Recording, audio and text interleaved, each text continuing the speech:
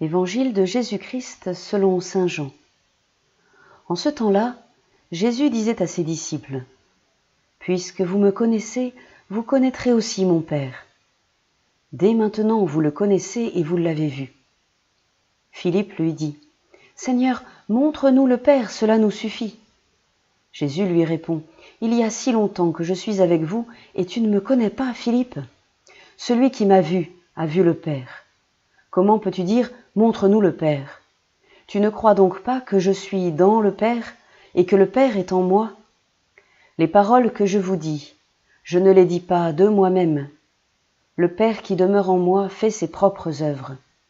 Croyez-moi, je suis dans le Père, et le Père est en moi. Si vous ne me croyez pas, croyez du moins à cause des œuvres elles-mêmes. Amen, amen, je vous le dis, celui qui croit en moi fera les œuvres que je fais. Il en fera même de plus grandes, parce que je pars vers le Père. Et tout ce que vous demanderez en mon nom, je le ferai, afin que le Père soit glorifié dans le Fils.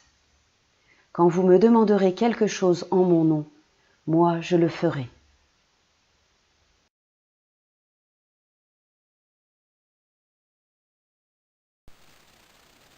Voilà un texte qu'il est nécessaire de lire à plusieurs reprises pour essayer de le comprendre ne serait-ce qu'un peu.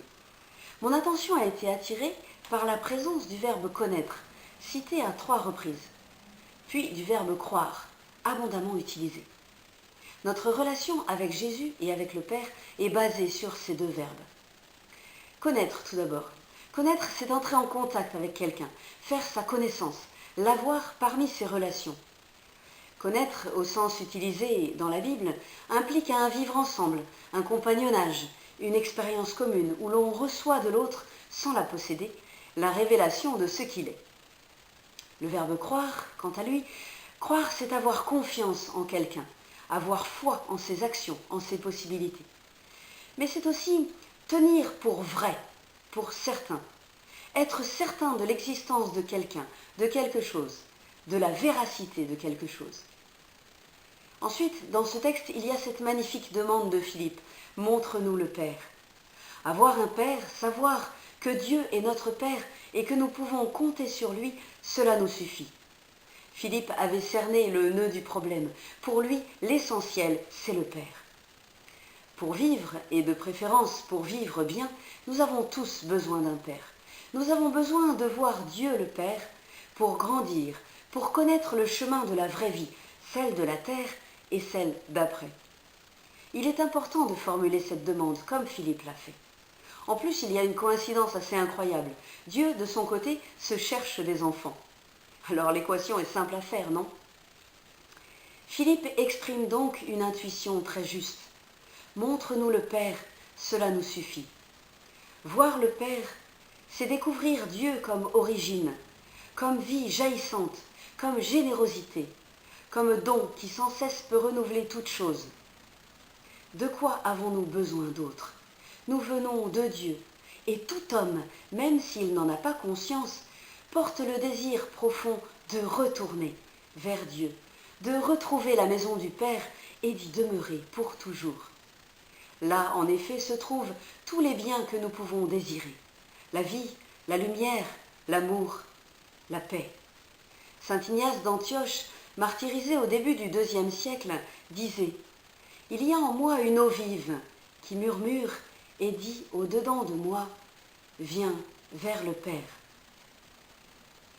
Jésus reprend alors son disciple avec cet amour et cette grâce qui touchent le cœur. « Je suis depuis si longtemps avec vous, et tu ne me connais pas, Philippe. » Sans doute pouvons-nous entendre la même voix murmurer à notre oreille : « Je suis depuis si longtemps avec toi, et tu ne me connais pas. » Venir à Jésus, c'est venir au Père. Connaître Jésus, c'est connaître le Père.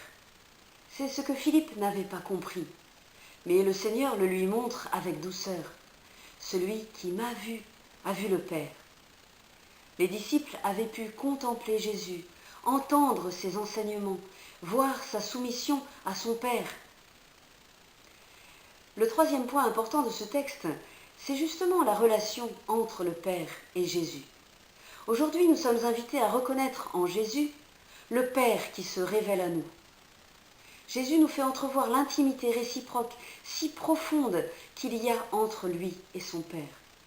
Je suis dans le Père et le Père est en moi, dit-il. Ce que dit et fait Jésus trouve sa source dans le Père. Et le Père s'exprime pleinement en Jésus. Tout ce que le Père désire nous dire se trouve dans les paroles et dans les actes du Fils.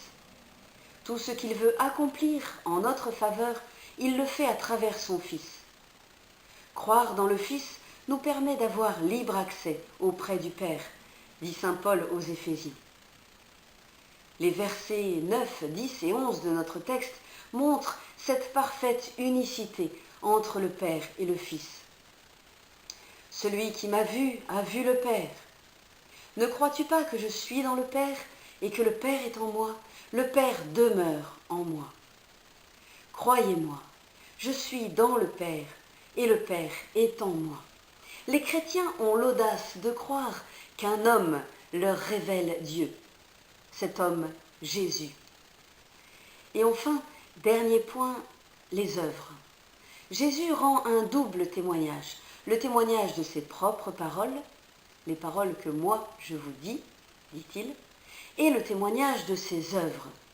Croyez-moi à cause des œuvres elles-mêmes.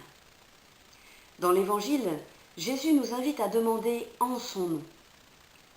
Tout ce que vous demanderez en mon nom, je le ferai, afin que le Père soit glorifié dans le Fils. Et il répète, il enfonce le clou. Quand vous me demanderez quelque chose en mon nom, moi je le ferai. Demander quelque chose au nom du Seigneur, ce n'est pas employer une formule pour obtenir tout ce que nous voulons. Non, c'est avoir conscience que nous faisons intervenir le Seigneur Jésus et qu'il va répondre pour que le Père soit glorifié dans le Fils. Comment connaître Jésus? Comment connaître le Père? Comment connaître sa volonté? Comment savoir aussi quoi demander? En passant du temps, beaucoup de temps avec lui, avec le Christ, dans la prière, dans l'intimité du cœur à cœur.